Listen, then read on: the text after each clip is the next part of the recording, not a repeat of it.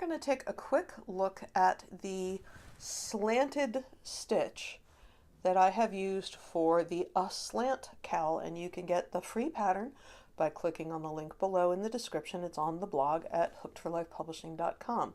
Now, one of the things I like about this particular stitch, as opposed to, say, crossing a front or a back post, is that the angled stitch shows up on both sides of the fabric.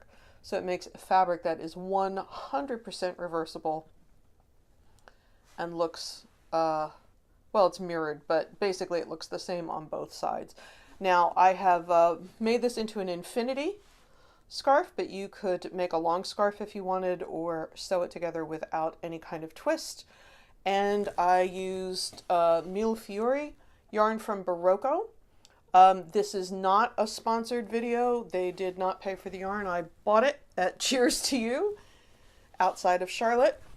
Now, I am using a Laurel Hill hook, and they did give me the hook because they wanted me to try it out, and I really liked it, and I will talk about that as we go on. But really what I want to do is show you this stitch.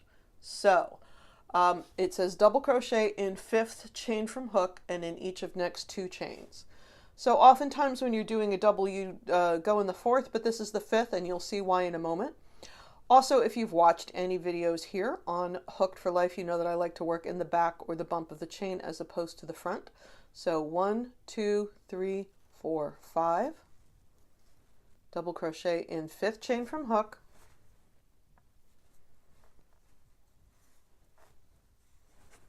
And in each of the next 2, 1,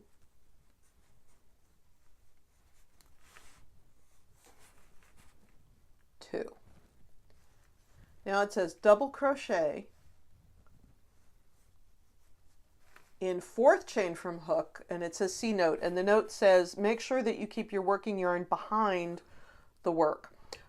So we're going to yarn over to start our double, and we're going to go way back here to the 4th chain, which is the first, the skipped chain that's closest to the doubles that we just made. And I'm going to insert my hook front to back through the stitch and pull up the yarn like I would do for any kind of stitch. However, I want you to make it relatively loose. If you pull this tight, the work is going to be too open and it's going to be too knotty, and you are not going to be happy with it. So give it some height so that it doesn't pull the stitch, and then I'm just going to finish my double. So what I was saying about keeping the working yarn behind the work is this way I get my slanted stitch on both sides. So here's one side, and here's the other side. So again, that's the difference between that and, say, using a front post cable. Then you're going to double in each of the next 4. 1,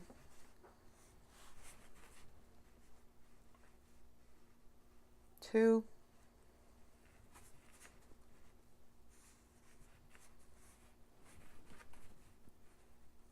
3,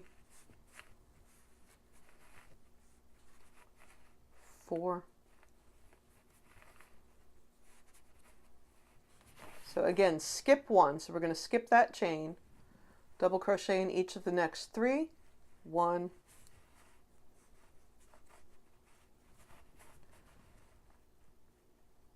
2,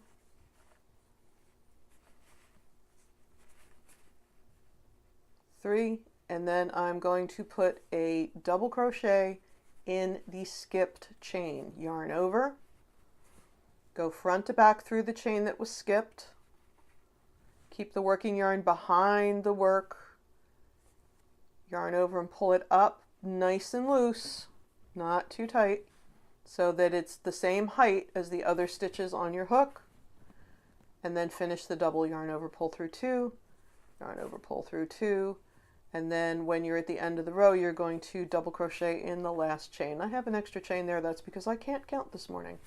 But your cowl, of course, will be much wider than the little sample that I'm just making right now. And then row 2, you're going to chain 1, turn, and then single in each double crochet across. And then I'm going to take a look at row 3. So while I'm making my single crochets, which I know you know how to do, Let's talk about the hook. I like the hook for a bunch of reasons, and I do talk about this in the blog post if you want to check that out. I like that it's very incredibly smooth. It's a wood hook. It's smooth, smooth, smooth, and light, and I really like that. I'm not getting any snags. You know how sometimes if you get the unfinished wood hooks, you get some snags in the work, so I'm not getting any of that. The other thing I wanted to talk about is the head.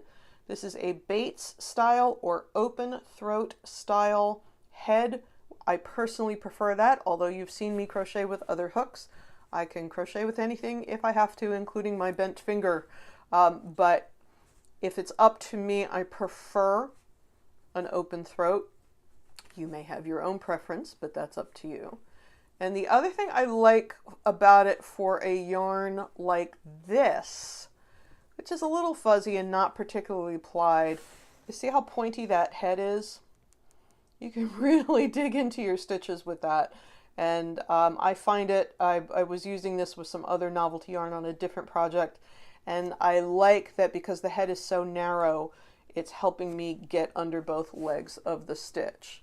Now, the person that I would not recommend this hook for, and again, I have said this in the blog post, if you are a digger, if you are somebody who, when you're working, really shoves your hook into the work, you like to go way far back, then this hook is not for you. And so the reason why is you can see here's the gauge, here's the gauge, here's the gauge, and then there's a smooth expansion up to the wide point before the thumb rest. If you dig and you shove your hook in really far, and that's your habit, you may, your gauge might be off because the gauge part of the hook is right here. This is a 4.5mm hook. Again, I wouldn't say the hook is no good for you at all. I would say that you might have to experiment with gauge a little bit if you are a digger and you want a hook like this, but they're light. And I'll say the price point is really reasonable for a high quality wood hook. And so we're on the third row. I did my chain 3 and turn. It says double crochet in each of next 4. So there's my chain 3 on top of that first, and then I'm going to double crochet in each of the next 4. 1.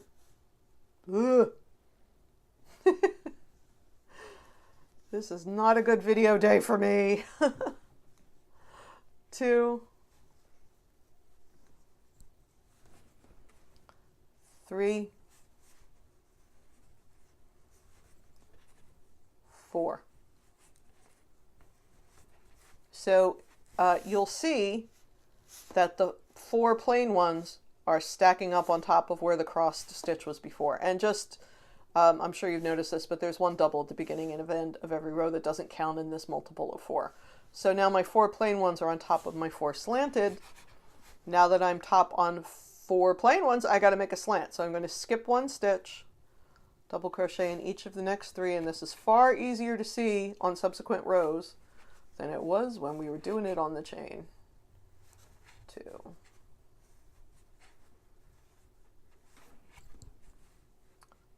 3. Yarn over.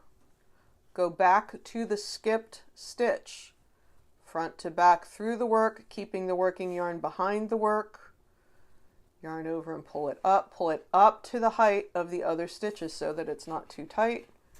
Finish the double, yarn over, pull through 2, yarn over, pull through 2. And then I'm going to double crochet in the next 4. You want to pay attention. This stitch may look open because of the way it's at the angle, but it's not. So this is one of those things, you'll pick up a rhythm to it as you keep going. And it's a really, really simple stitch, but I'm always looking for stuff that's reversible, you know? Oops, sorry. 2, 3, 4, and then, as I said, there's an extra double at the beginning and the end just to make things nice and even. And I have tangled my yarn because, as I said, today is not my best. Today is not my best day with my fingers working the way they should. Here we go, last one.